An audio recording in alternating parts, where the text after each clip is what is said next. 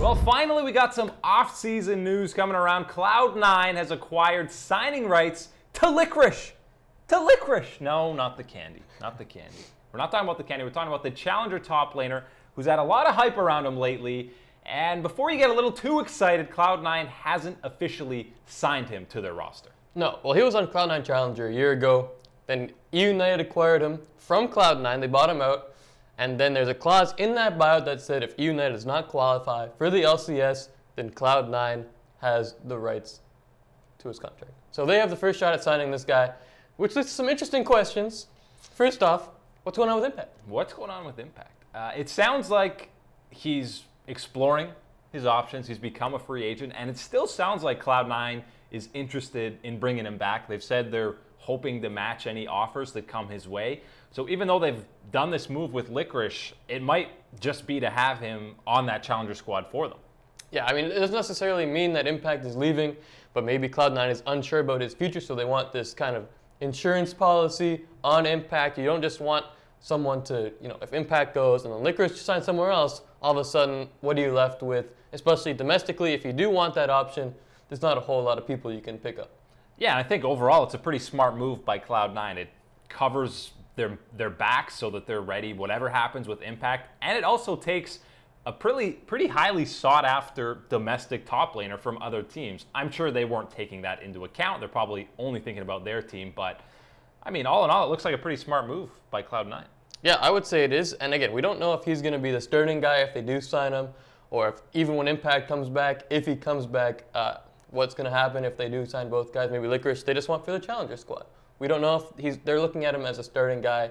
But do you think that Licorice might be an upgrade over Impact at this point? Because Impact, sometimes his regular season isn't so hot, but then in playoffs and at Worlds, it's like he's a different guy.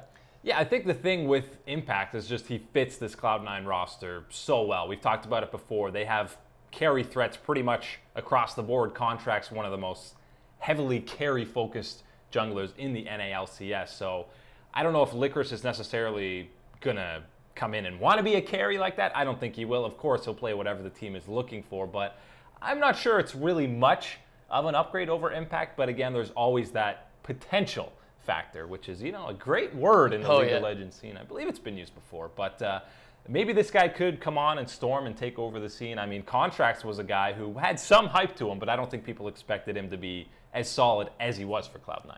Yeah, their scouting has been pretty spot on. Yeah, with Jensen coming over, and then Contracts, and who knows, maybe Licorice is that next top guy. The odd man out might be Ray. What's going on with Ray? We haven't seen him in what seems like forever. Impact just started the entire end of the season for Cloud9, and now with this Licorice thing swirling about, maybe Ray is he's done with Cloud9. Yeah, and there wasn't really any update on Ray in any of this news coming out of Cloud9. So, I mean, you've got to imagine whether or not his playing days are done. Maybe he stays on Cloud9 and is, I mean, they're not going to have 3 top laners officially on the roster. So maybe he's just kind of staying and working with Cloud9. I know it sounds like they've been very understanding of all the personal stuff and issues that Ray's been dealing with. So, I mean, it's probably good with him to stay involved in that organization, but it doesn't really sound like he's going to be playing or starting on this roster, playing in any LCS games in the near future. Yeah, it doesn't sound like it, that's for sure. They wouldn't go the 3 top laners like Team Liquid with the 3 junglers. Not a working system. Someone's got to give over there. But yeah, I'm with you. I think Ray might stick around, but in a playing capacity, I don't see it, especially now with connections to Impact and Licorice. Ray's probably the odd man out in that top lane. One other piece of news we want to get to. Eric and I both hyped up WhiteLotus after the play-ins at Worlds, but he's not going to be playing too much League of Legends. Yeah, we were going to bring a head of lettuce on here to go with all the Licorice, but turns out you can't buy lettuce at a bulk barn. It's weird. Yeah, it's weird. We turned some heads, but yeah, we couldn't bring any lettuce. But yeah, WhiteLotus has been banned from competitive play, and they said he tested positive. He's tested positive for, what was it, behavior? Unsportsmanlike behavior. Unsportsmanlike behavior. It just runs in his blood, It runs in his veins. Unsportsmanlike behavior. So that's too bad because he is one of the best non-major region AD carries. Maybe the best non-major region AD carry in the world. Yeah, and I mean, we both didn't think he'd potentially be an import in North America. Just didn't make a ton of sense. But still, he showed he had a lot of talent. And he's not going to be showing that competitively anyways, and maybe his account might get banned as well for a little while. But from January till April, no go for WhiteLotus. That's a pretty long time. That's basically the entire, spring split, depending on what region you're in. But, it's not too bad. It's not like it's a full year. I'm curious as to how toxic of a player this guy actually is. It just seems to be you're a highly mechanical AD carry. You're a little toxic. Again, it runs in your veins. It runs in his veins. As per the source. He was born with it. He was. He doesn't have blood. He has toxins running through his entire body. It's not so good. So we won't be hearing from him for a little while. But hopefully this Licorice news, again, this wasn't even really a move by Cloud9.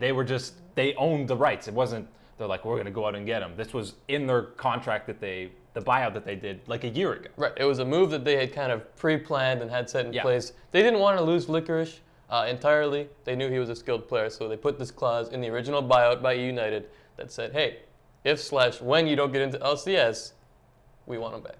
3D chess. Cloud9 playing some 4D chess, actually. Solid move. The same. But hopefully this starts some of the rumors, swirlings going around. But again, it wasn't actually a big move by Cloud9. But we'll see going forward. Matt's going to have some Licorice. And we will be back, by the way, on Monday, 3 p.m. for a little bit of Get Boosted. Hopefully going over a lot more rumors and a lot more action around the league world.